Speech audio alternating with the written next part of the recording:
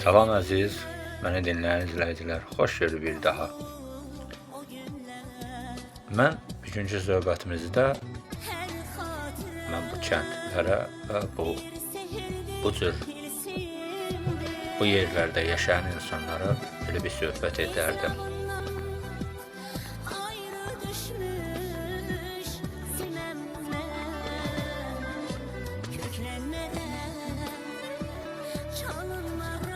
Qəribədir, bir vaxtlar bu evdə uşaq səsləri gələndə ata-ananın sevincləri yerə göyə sığmırdı.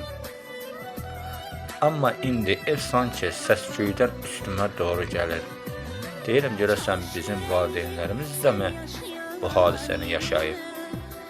Bir vaxtlar kəndimizin ağsaqqalları söhbət edəndə biz uşaqlar susub onlar danışırdılar.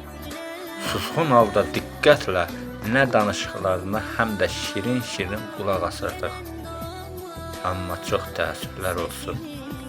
İndiki uşaqlar valideynlərin söhbət edəndə uşaqlar valideynlərinə yox, telefona, yəni sosial şəbəkələrə həm inanır, həm də sosial mediaçıların sözlərinə itaət edirlər. Qəribədir. Bir müstəqil ölkə olmayan günlər çox qəşəng devran sürürdük. Niyə? Müstəqil olandan sonra biz özümüzü tanımırıq. Yaxşı insanlara pis insan oluruq. Pis insanlara görəndə ona dəyər verilir. Acaba bizlər kim bu günə gətirdi? Kimdir günahkar?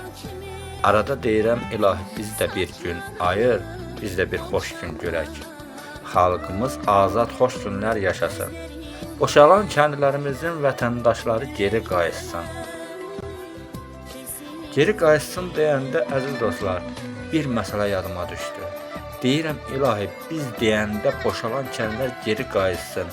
Amma düşünürəm, görəsən, yardımının o boşalan kəndlər Birəməti, Allı, Şələ kəndləri ya da bizdən zorla alınan Təbrizim, Ərdəbilin bu 70 ildə qayıtdı mı boşalan kəndlərə qayda, boşalan kəndlərdə qayda?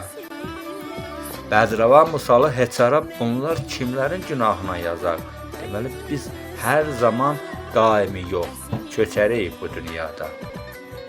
Allah bizləri qorusun. Biz gərək həmişə bir-birimizə dəyər verməyimizi bacaraq. Sözümüzü, haqqımızı oğurlayanlardan almağı bacaraq. Haqq sözlərimizin qarşısında dik durmağı bacaraq. Çox sağ olun. Bir gün gələr, yəqin vətəndaşlarımız mənim nə dediyimi anlayışla qarşılayar. Müəllifi Qazi Səbəq Səlim.